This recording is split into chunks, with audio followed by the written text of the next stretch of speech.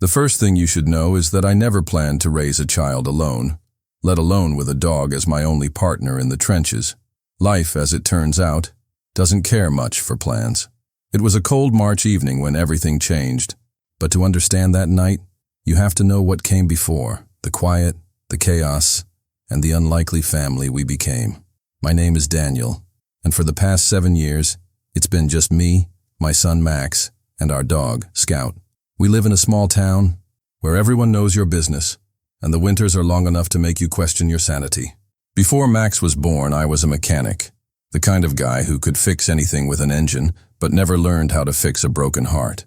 My wife, Emily, was the glue that held us together. She was laughter in the kitchen, warmth in the living room, and the reason our house ever felt like a home. When she got sick, it happened fast.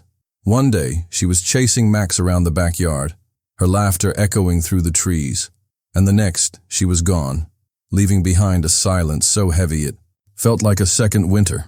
Scout came into our lives by accident, or maybe fate, depending on how you look at it.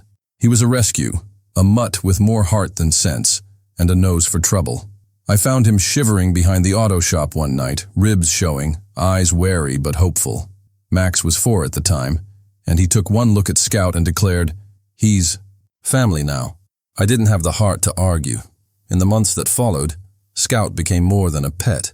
He was Max's shadow, my silent confidant, and the only creature in the house who didn't flinch at the sound of Emily's name. Raising Max alone was a lesson in humility. There were days when I felt like I was drowning in laundry, bills, and the endless questions only a child can ask. Why is the sky blue? Where do dogs go when they dream? Do you think Mom can see us? I tried to answer honestly, but some questions don't have answers. Scout, for his part, seemed to understand, more than he let on. He'd curl up at Max's feet during thunderstorms, nudge my hand when I was lost in thought, and bark at the mailman with a ferocity that made me wonder if he remembered a life before us. The night that changed everything started like any other. Max was sprawled on the living room floor, building a fortress out of couch cushions and old blankets. Scout was supervising, tail thumping against the hardwood, eyes bright with anticipation. I was in the kitchen, burning dinner for the third time that week, when the power flickered and died. The house plunged into darkness, the kind that swallows sound and makes you aware of every breath. "Dad?" Max's voice was small, uncertain. "It's just the power, buddy," I called back, fumbling for the flashlight I kept in the junk drawer. Scout was already on his feet, ears perked, body tense. He moved to the window, nose pressed against the glass, a low growl rumbling in his chest. I found the flashlight and clicked it on, the beam cutting through the darkness. "Probably just the wind," I said, more to myself than to Max. But Scout didn't relax. If anything, his growl deepened, a warning I'd learned to trust. Max crawled into my lap, clutching his favorite stuffed bear. "Is it a monster?" he whispered. I smiled, ruffling his hair. "No monsters here, just a grumpy old house and a storm outside." But even as I said it, I felt a prickle of unease. Scout was never wrong about these things. The wind howled outside, rattling the windows and sending branches scraping against the siding. I tried to keep things light, making shadow puppets on the wall and telling stories about brave knights and loyal dogs.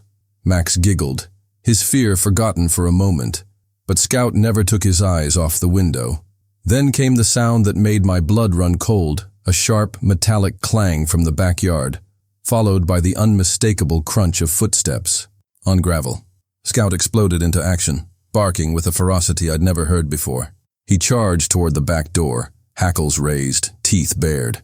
I scooped Max into my arms and moved to the hallway, heart pounding.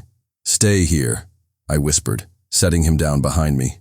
I grabbed the baseball bat I kept by the door, my hands shaking. Scout was at the door, barking and snarling, his body a wall between us and whatever was outside. I peered through the peephole, but the darkness was absolute. Another clang, closer this time. Someone was out there. I dialed 911 with trembling fingers, whispering our address to the dispatcher. "Stay on the line," she said, her voice calm, but urgent. "Help is on the way." The next few minutes stretched into eternity. Scout never wavered, his body pressed against the door, every muscle coiled and ready.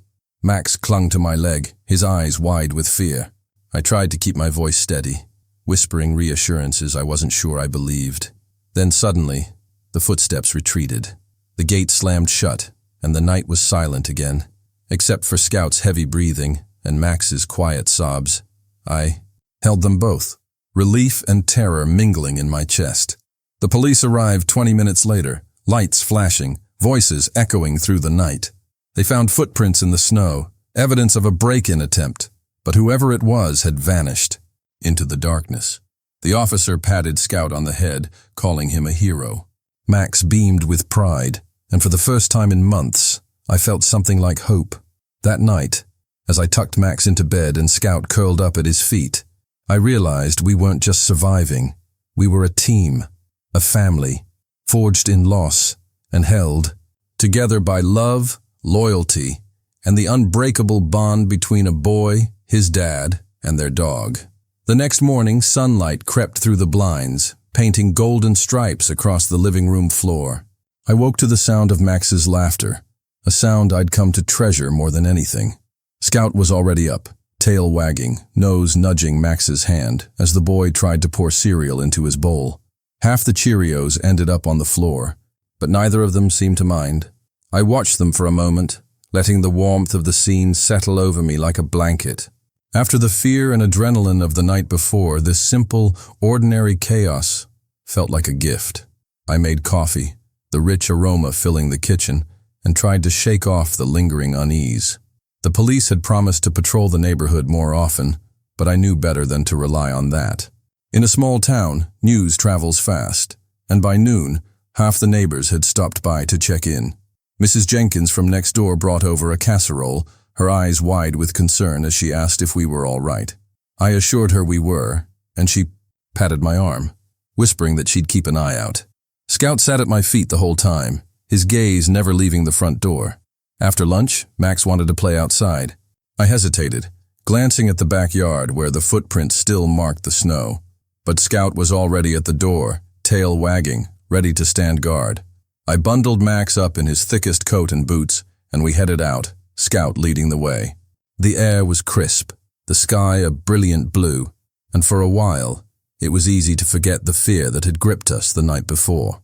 Max built a snow fort, his cheeks flushed with excitement, while Scout patrolled the perimeter, nose to the ground. I shoveled the walkway, my mind replaying the events of the previous night. I kept glancing at the fence, half expecting to see a shadow lurking there. But the only sounds were Max's laughter and Scout's occasional bark as he chased a squirrel up a tree. Later, as the sun dipped behind the trees, we went back inside. I made grilled cheese sandwiches for dinner, and Max told me about his plans to build an even bigger fort tomorrow. Scout lay at his feet, eyes half closed, but I could tell he was still alert, still watching over us. That night, after Max was asleep, I sat on the couch with Scout, my hand resting on his head. "You saved us," I whispered, my voice thick with emotion. Scout looked up at me, his eyes full of understanding. In that moment, I realized how much I relied on him, not just for protection, but for comfort, for companionship, for the sense of family we'd built together. The days that followed were a blur of routine and small victories. Max went back to school. Scout and I returned to our morning walks, and the house slowly settled back into its familiar rhythm. But something had shifted. I was more vigilant, double-checking the locks every night, keeping the porch light on until dawn. Scout seemed to sense my anxiety, sticking closer to my side, his presence a constant reassurance. One evening, as I was tucking Max into bed, he looked up at me with serious eyes. "Dad, are you scared?" The question caught me off guard. I hesitated, then nodded. "Sometimes, but it's my job to keep you safe, and Scout helps too." Max smiled, reaching down to scratch Scout behind the ears. "He's the best dog ever." I couldn't argue with that. That weekend we went to the park, something we hadn't done in months. Max ran ahead, Scout chasing after him, their laughter and barking echoing across the empty field. I watched them, my heart swelling with pride and gratitude. For all the challenges, for all the moments of doubt and fear, there was so much joy in our little family. We were stronger than I'd ever imagined.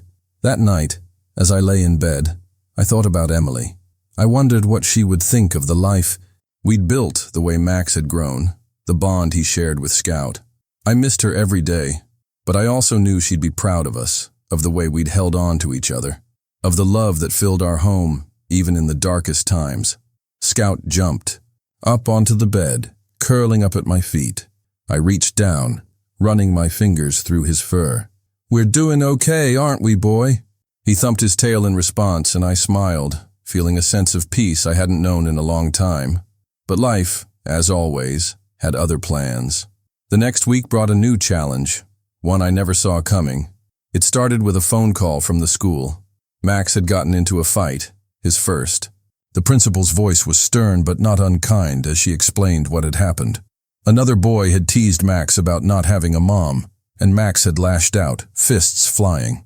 I felt a mix of anger and heartbreak as I listened, knowing how much Max missed Emily, how hard he tried to be brave. That evening I sat with Max on the porch, Scout lying between us. "Do you want to talk about what happened?" I asked gently. Max stared at his shoes, silent for a long time. Finally he whispered, "I just got so mad, Dad. He said I was weird because I only have you and Scout." I put my arm around him, pulling him close. "There's nothing weird about our family. We're just different, and different is okay." Max nodded, wiping his eyes. Scout licked his hand, and Max managed a small smile. We sat there until the stars came out, the three of us together, stronger for the storms we'd weathered. I knew there would be more challenges ahead, more nights when fear threatened to overwhelm us, but I also knew we'd face them together, me, my son, and our loyal dog, Scout. The following Monday, the world seemed to move a little slower. I woke, up before the alarm, the house still and quiet except for the soft snoring of Scout at the foot of my bed. For a moment I just lay there, listening to the gentle rhythm of his breath, the kind of peace that only comes in the early hours before the day's worries begin. I thought about Max, about the fight at school, about the way he'd clung to Scout's fur as if the dog could absorb all his pain. I wondered if I was doing enough, if I was giving him what he needed, if I was enough. I got up and made breakfast, the familiar routine grounding me. Max shuffled into the kitchen, hair sticking up in every direction, Scout trailing behind him. "Morning, Dad," he mumbled, rubbing his eyes. I smiled, sliding a plate of pancakes in front of him. "Morning, buddy. Big day today. You ready?" He nodded, but I could see the worry in his eyes. Scout nudged his leg, and Max reached down to scratch behind his ears, comforted by the simple act. After breakfast, we walked to school together, Scout trotting beside us, his leash loose in my hand. The air was crisp, the sky a pale blue, and for a while it felt like any other day. But as we neared the school, Max slowed, his steps growing hesitant. I knelt down, looking him in the eye. "You're brave, Max. Remember that. And if you ever need me, I'm just a phone call away." He nodded, hugging me tight before running off to join his friends. Scout watched him go, tail wagging, then looked up at me as if to say, "He'll be okay." I spent the day at the shop, my hands busy but my mind elsewhere. Every time the phone rang, my heart skipped a beat, half expecting another call from the school. But the hours passed without incident, and when I picked Max up that afternoon, he was smiling. "It was a good day, Dad," he said, climbing into the truck. "I told the other kids about Scout, and they want to meet him." I grinned, relief flooding through me. "Maybe we'll bring him for show and tell next week." Max's eyes lit up, and for the first time in days, I saw the old spark in his smile. That evening, we took Scout for a walk around the neighborhood. The sun was setting, painting the sky in shades of orange and pink. Max ran ahead, Scout chasing. After him, their laughter and barking echoing down the quiet streets. I watched them, my heart full. For all the challenges, for all the moments of doubt, there was so much joy in our little family. As we rounded the corner back to our house, we saw Mrs. Jenkins standing on her porch, waving. "Evening, Daniel. Evening, Max. And hello, Scout," she called, her voice warm and familiar. Max ran over to say hello, Scout following close behind. Mrs. Jenkins bent down, scratching Scout behind the ears. "You've got yourself a good dog there," she said, her eyes twinkling. "He's more than a dog," Max replied, his voice earnest. "He's family." Mrs. Jenkins smiled, her gaze softening. That's the best kind.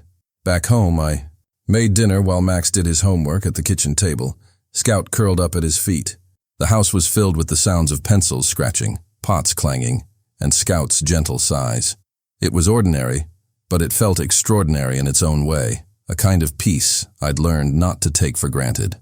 After dinner, Max asked if we could look at old photo albums.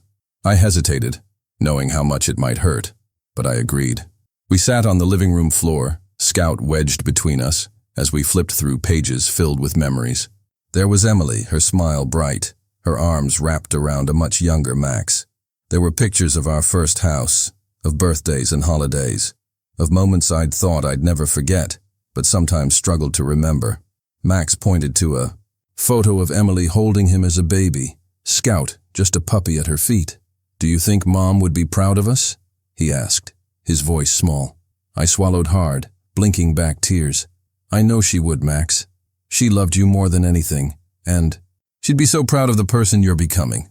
Max smiled, leaning against me. Scout rested his head on Max's lap, his eyes gentle and understanding. We sat there for a long time, lost in memories, the three of us together. Eventually, Max yawned, his eyelids drooping. I carried him to bed, tucking him in as Scout jumped, up to curl at his feet. "Good night, Dad." "Good night, Scout," Max murmured, already half asleep. "Good night, buddy," I whispered, turning off the light. Downstairs, I sat on the couch, the house quiet except for the ticking of the old clock on the wall. I thought about the journey we'd been on, the losses we'd endured, the love that had carried us through. I thought about Scout, about the way he'd come into our lives when we needed him most, about the way he'd become the glue that held us together. I knew there would be more hard days ahead, more challenges to face, but I also knew we'd face them together, me, my son, and our loyal dog, Scout. We were a team, a family, and nothing could break the bond we'd built. The next few weeks passed in a blur of routine and small, hard-won victories. Spring was coming, and with it, a sense of renewal that seeped into every corner of our lives. The snow melted, revealing patches of green grass and muddy footprints in the backyard where Max and Scout played every afternoon. The days grew longer, the air warmer, and for the first time in a long while, I felt hope blooming alongside the daffodils in our front yard. Max seemed lighter too. The shadows that had haunted his eyes since Emily's passing began to fade, replaced by a quiet confidence. He made new friends at school, brought home crayon drawings of our family, always including Scout, sometimes with a superhero cape. I hung them on the fridge, each one a small reminder that we were moving forward, even if the path was sometimes rocky. Scout thrived in the changing season. He chased squirrels with reckless abandon, rolled in the fresh grass, and kept a watchful eye on Max wherever he went. The neighbors grew used to seeing the two of them together, a boy and his dog, inseparable. Mrs. Jenkins often remarked that Scout was the best babysitter in town, and I couldn't disagree. There was a kind of magic in the way Scout seemed to know exactly what Max needed, whether it was a playful nudge, a comforting lick, or simply his steady presence. One Saturday, Max asked if we could go hiking in the woods behind our house. It was something we'd done as a family before Emily got sick, and I hesitated, unsure if I was ready to revisit those memories. But Max's eyes were bright with excitement, and Scout was already waiting by the door, leash in his mouth. I couldn't say no. We packed a small backpack with sandwiches, water, and a few dog treats, then set off down the familiar trail. The woods were alive with the sounds of birds and the rustle of new leaves. Max ran ahead, Scout bounding after him, their laughter and barking echoing through the trees. I followed at a slower pace, letting the memories wash over me. I remembered Emily's laughter, the way she'd hold Max's hand and point out wildflowers, the way Scout would chase after every stick she threw. We stopped at a clearing where the sunlight filtered through the branches, painting dappled patterns on the ground. Max flopped down on the grass, Scout immediately curling up beside him. I sat nearby, watching them, feeling a bittersweet ache in my chest. For a while, we just sat in silence, listening to the wind in the trees. "Dad, do you think Mom can see us?" Max asked suddenly, his voice soft. I looked at him, at the hope in his eyes, and nodded. "I think she's always with us, Max. In the things we do, the places we go, She's part of us, and she always will be. Max smiled, reaching over to scratch Scout behind the ears. I think she'd like that we're here, that we're happy. I smiled back, blinking away tears. I think so too, buddy. We ate our sandwiches in the clearing, sharing bites with Scout, who accepted each treat with a wag of his tail. After lunch, Max found a stick and challenged Scout to a game of fetch. I watched them play, the simple joy of the moment filling me with gratitude. For all the pain, for all the loss, there was still so much to be thankful for. On the way home, Max slipped his hand into mine. I'm glad we came, Dad. I miss Mom, but I'm glad we have each other. And Scout. I squeezed his hand, my heart full. Me too, Max, me too. That night, as I tucked Max into bed, he hugged me tight. You're the best dad, he whispered. And Scout's the best dog. I kissed his forehead, feeling the weight of his words settle over me. I'm just doing my best, buddy. We all are. Downstairs, Scout curled up at my feet as I sat on the couch, the house quiet and peaceful. I thought about the journey we'd been on, the challenges we'd faced, and the love that had carried us through. I knew there would be more hard days ahead, more storms to weather, but I also knew we'd face them together.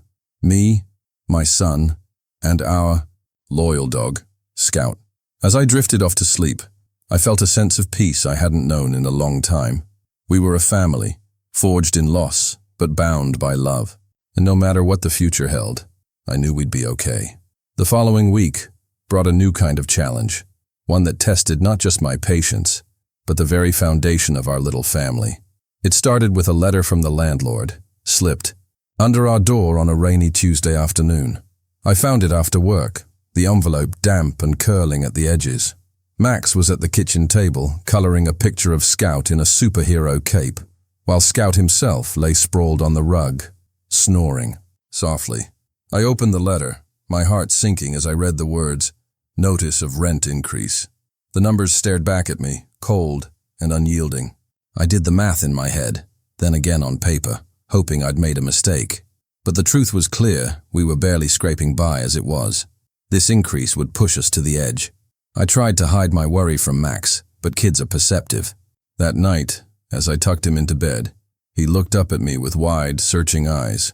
"Are we going to have to move, Dad?" he asked, his voice trembling. I forced a smile, brushing the hair from his forehead. "We'll figure it out, buddy. I promise." Scout jumped up onto the bed, curling protectively around Max's feet. I watched them for a moment, the weight of responsibility pressing down on me. I'd lost so much already. I couldn't bear the thought of losing our home too.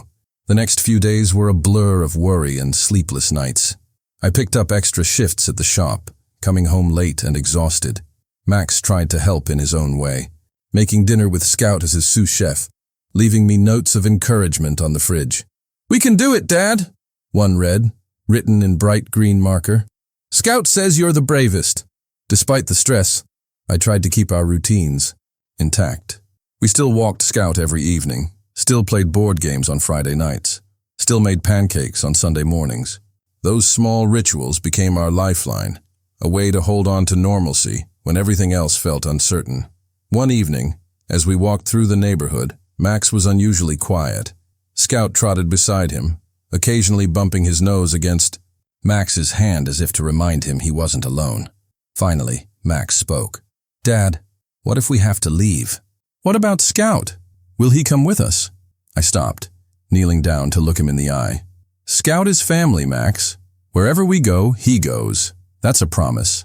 Max nodded, relief flooding his face. Scout licked his cheek, making him giggle. In that moment, I realized that no matter what happened, as long as we were together, we'd be okay. That weekend, I sat down with a stack of bills and a calculator, trying to make the numbers work. Scout lay at my feet, his head resting on my shoe, as if he could sense my anxiety. Max sat across from me, drawing pictures of houses, some big, some small, all with Scout in the yard. I thought about calling my parents, about asking for help, but pride held me back. I wanted to prove I could do this on my own, that I could be the father Max needed. But as the days passed and the deadline loomed, I knew I couldn't do it alone. One night, after Max was asleep, I sat on the porch with Scout, the cool air sharp against my skin.